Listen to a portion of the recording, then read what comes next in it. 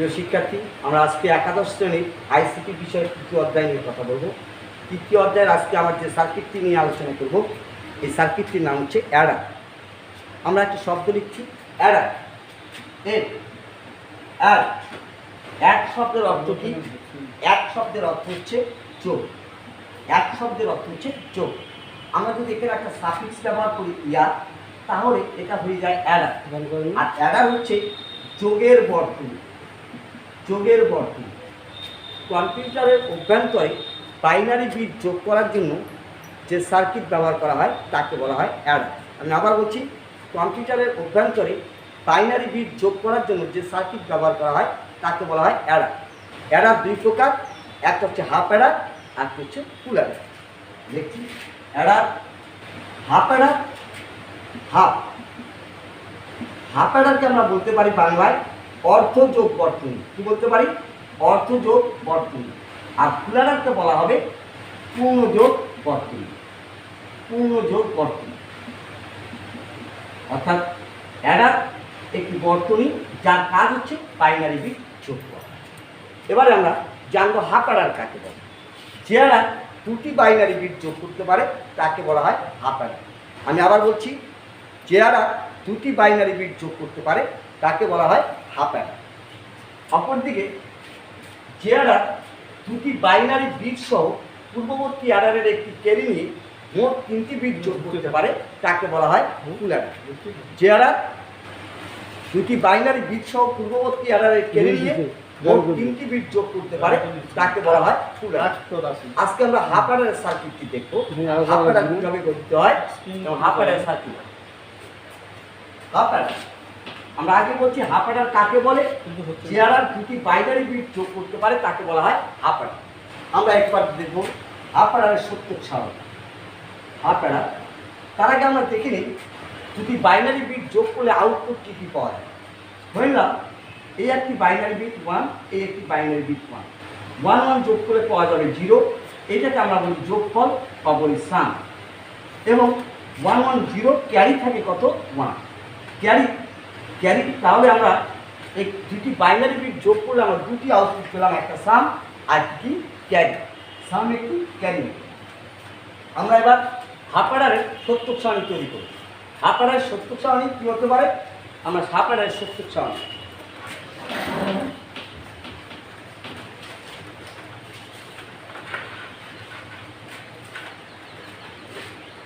আমার ইনপুট ধরে নিলাম দুটি, একটি এ একটি বি।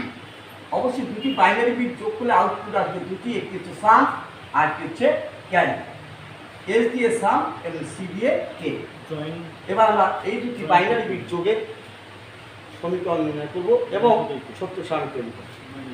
ধরে নিন যদি এর মান 0 হয়, বির মান 0 হয়, 0 0 যোগ করে 0 এবং 0 যোগ করে সামের মান আসবে 0 এবং ক্যারির মান আসবে 0। এবার যদি এর মান 0 কিংবা বির মান 1 হয়, 0 আর 1 যোগ করে সামের মান হবে 1, ক্যারির মান হবে 0। এবার যদি এর মান 1 হয়, বির মান 0 হয়, 1 0 যোগ করে সামের মান 1, ক্যারির মান 0। যদি এ বি দুটি 1 হয়, আমরা জানি 1 1 যোগ করলে বাইনারি যোগ করা হবে 0 বা সামের মান 0 এবং ক্যারির মান সেক্ষেত্রে হবে। এবার আমরা এই সমীকরণ থেকে আমরা এই সত্যক সারণী থেকে সমীকরণ নির্ণয় করব। আমার আউটপুট সমীকরণ আমার আউটপুট কয়টি? দুইটি, একটা এস আর একটা কি সি বা ক্যারি। এস দিয়ে সাম, সি দিয়ে ক্যারি। এস এর মান কোথায় 1 আছে আমরা দেখতে পাচ্ছি। আউটপুট সমীকরণ বের করার নিয়ম কি? আমরা দেখব আউটপুট অংশে কোন লাইনে 1 আছে। আমরা দেখতে পাচ্ছি এস এর মান দ্বিতীয় লাইনে 1 আছে। যখন দ্বিতীয় লাইনে এস এর মান 1, তখন এর মান ছিল 0। আমরা আগেই জানি কোন চলকের মান 0 হলে সেটাকে নট দিয়ে প্রকাশ করতে পারি, তাহলে লিখতে পারি এ নট। এবং বির মান তখন ছিল 1, তখন আমরা লিখতে পারি বি, এ নট বি। আবার এস এর মান 1 তৃতীয় লাইনে, এবার এর মান কত? 1, তাহলে লিখতে পারি এ। বির মান কত? 0, তাহলে লিখতে পারি বি নট। এবং সর্বশেষ ক্যারির মান কোথায়? 1, সর্বশেষ লাইনে ক্যারির মান 1। যখন ক্যারি মান 1, তখন এর মান ছিল 1 এ এবং বির মান ছিল 1 বি। আমার এই হয়ে গেল আমার হাফ অর্ডারের সমীকরণ।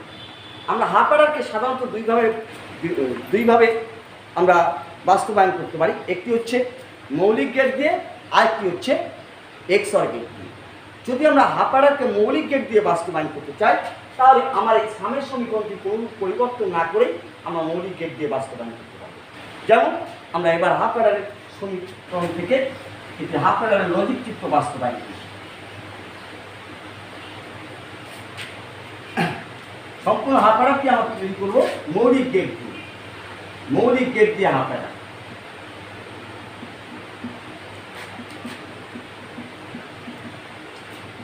মৌলিক গেট দিয়ে হাফ অর্ডার। আমরা দেখতে পাচ্ছি আমার প্রথম সমীকরণ আমার লাগবে এ নট। আমরা এ একটা ইনপুট নিতে পারি, এর সামনে একটা মৌলিক গেট নট গেট ব্যবহার করতে পারি। এ যদি নটের ভিতর দিয়ে প্রবেশ করে আউটপুট পাওয়া যাবে এ নট। অপরদিকে বি আরেকটি রয়েছে ইনপুট। এ নট এবং বি এই দুটি রাশি অ্যান্ড গেট দ্বারা যুক্ত রয়েছে। তাহলে আমরা এখানে একটা অ্যান্ড গেট যুক্ত করি। তাহলে অ্যান্ড গেট যুক্ত করলে আমরা আউটপুট পাবো এখানে এ নট এবং বি। অপরদিকে এ থেকে একটা ইনপুট এবং বি একটা নট গেট রয়েছে। বি থেকে একটা ইনপুট নিয়ে আমরা একটা নট গেট দিতে পারি, নট গেট, তাহলে আসবে বি নট। এ নট তাহলে এই দ্বিতীয় অ্যান্ড গেট দ্বারা যুক্ত, তাহলে এখানে আসবে এ এবং বি নট। তাহলে কত হবে এ নট বি। এই দুটি ফাংশন মাঝখানে কোন গেট দ্বারা যুক্ত? অর গেট দ্বারা। তাহলে দুটিকে আমরা অর গেট দ্বারা যুক্ত করতে পারি। অর গেট দ্বারা যুক্ত করলে আমরা এস এর মান পাবো এস সমান A not B or A B not. এই হয়ে গেল। এবং আমরা এবার ক্যারি মানটাকে বাস্তবায়ন করতে হবে। ক্যারি কোন লাইন থেকে নেব? একটা এ থেকে ইনপুট দিলাম আর একটা বি থেকে ইনপুট দিলাম। দুটো মিলে কোন গেট আছে ক্যারি? মাঝখানে আছে অ্যান্ড গেট। এ হচ্ছে সি সমান এ গেট। এ হচ্ছে হাফ অর্ডারের মৌলিক গেট দিয়ে হাফ অর্ডার। প্রিয় শিক্ষার্থী, আমরা মৌলিক গেট দিয়ে হাফ অর্ডার করার সময় সম্পূর্ণ সামের সমীকরণটি অবিকল রেখে আমরা মৌলিক গেট দিয়ে এটাকে বাস্তবায়ন করতে পারি। এবারে আমরা দেখব এক্সঅর গেট দিয়ে কীভাবে হাফ অর্ডার বাস্তবায়ন করতে হয়। এক্সঅর গেট দিয়ে হাফ অর্ডার বাস্তবায়ন করতে হলে আমার এই সামের সমীকরণটাকে একটু সরল করে নিতে হবে। কীভাবে আমার সামের সমীকরণটাকে সরল করব? আমরা জানি এক্সঅর গেটের সমীকরণটা কি? আমরা জানি A not B or A B not সমান ধরা যায় A exclusive or B, A exclusive or B, এবং ক্যারি সমান এ বি। এবার আমরা এই হাফ অর্ডারকে এক্সঅর গেট দিয়ে বাস্তবায়ন করতে পারব। তাহলে এ থেকে একটা ইনপুট, বি থেকে একটা ইনপুট, দুটো মিলে কোন গেট? এক্সঅর গেট। এক্সঅর গেট আউটপুট কত আসবে?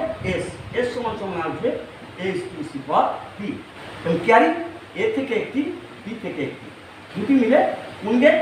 And get. তাহলে এই হয়ে গেল হাফ অর্ডার কোন গেট দিয়ে। এবার আমরা যেটা দেখলাম এটি হচ্ছে এক্সঅর গেট দিয়ে হাফ অর্ডার। এক্সঅর গেট দিয়ে হাফ অর্ডার। সাধারণত হাফ অর্ডার আমরা এক্সঅর গেট দিয়ে বাস্তবায়ন করতে পারি, মৌলিক গেট দিয়ে বাস্তবায়ন করতে পারি। তবে ব্যতিক্রম হিসেবে এই হাফ অর্ডারকে আমরা আবার ন্যান্ড গেট দিয়েও বাস্তবায়ন করতে পারি। তবে ন্যান্ড গেট দিয়ে হাফ অর্ডার বাস্তবায়ন করতে হলে সেক্ষেত্রে আমার সামের সমীকরণটাকে পরিবর্তন করতে হবে, ন্যান্ড গেটে পরিবর্তন করতে হবে। এবার আমরা দেখব ন্যান্ড গেট দিয়ে হাফ অর্ডার।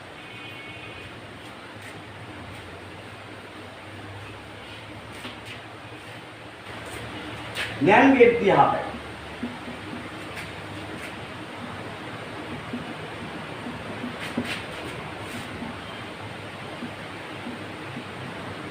ন্যান্ড গেট দিয়ে হাফ অর্ডার বাস্তবায়নের ক্ষেত্রে আমার সামের সমীকরণটাকে ন্যান্ড গেটে কনভার্ট করতে হবে।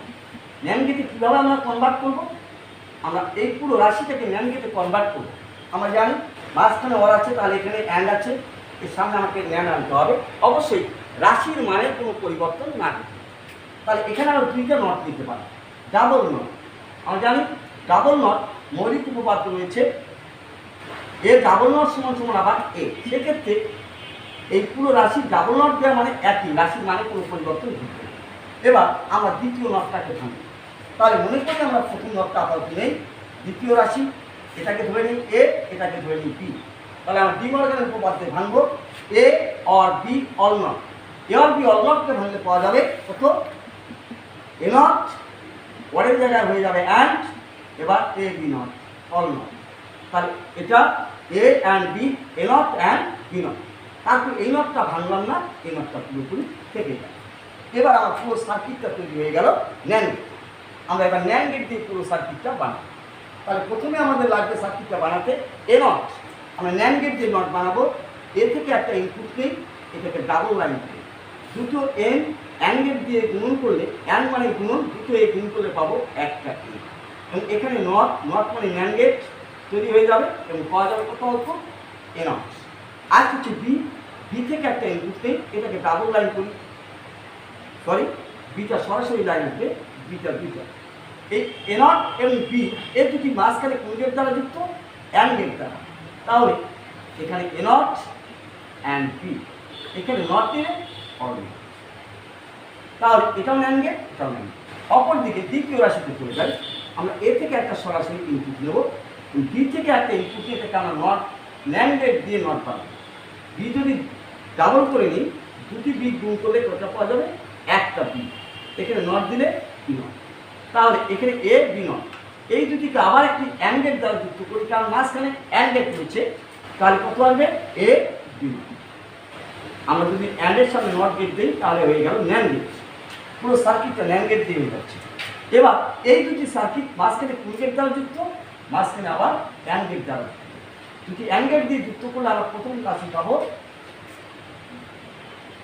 এ নট বি অর নট, এটা এস সমান সমান and A B not or not. এবং আমরা এখানে যদি নট দিই তাহলে হবে অর নট, তাহলে এস এর মানটা এস সমান সমান এই রাশিটাই পাবো। অপরদিকে ক্যারিটাকে, ক্যারির কাজ, ক্যারি আসলে যোগফলে খুব একটা প্রভাব বিস্তার করে না। ক্যারির কাজ হচ্ছে অতিরিক্ত বিটটাকে বহন করা। সেক্ষেত্রে ক্যারিটাকে আমরা অ্যান্ড গেটেই রাখতে পারি। এ থেকে একটা ইনপুট, বি থেকে একটা ইনপুট, দুটো মিলে হচ্ছে ক্যারি। এটা হচ্ছে সি বা ক্যারি, ক্যারি থাকবে। শিক্ষার্থী, আজকে আমরা দেখলাম কীভাবে মৌলিক গেট দিয়ে, ন্যান্ড গেট দিয়ে, এক্সঅর গেট দিয়ে আমরা হাফ অ্যাডারকে বাস্তবায়ন করতে পারি।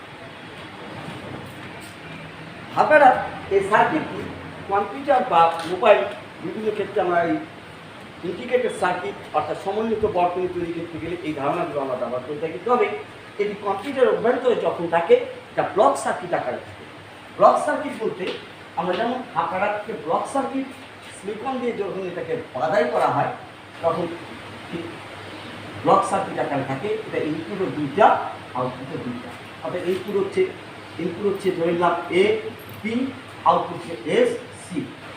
যদি দুটি ইনপুট দুটি আউটপুট থাকে তাহলে বুঝতে হবে এটি হচ্ছে হাফ অ্যাডার। আমরা একটু সার্কিট দিয়েও দেখাই দিতে পারি বিষয়টা, সার্কিট দিয়ে দেখতে পারি বিষয়টা। ধরো আমি এক্সঅর গেট দিয়ে আমরা সার্কিটটা করলাম,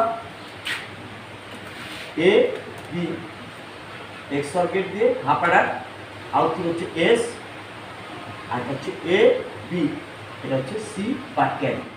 যখন আমরা একটা সিলিকন দিয়ে বাধাই করব তখন অবশ্যই এই দুটি আমার হচ্ছে, একটু ইনপুটগুলো বড় করে নিই, এই দুটি হচ্ছে আমার এ বি ইনপুট এবং এটা বাধাই থাকলে শুধু আমরা এই আউটপুটটাকে দেখতে পাবো। অর্থাৎ A B input, output S C, এই হচ্ছে আধার।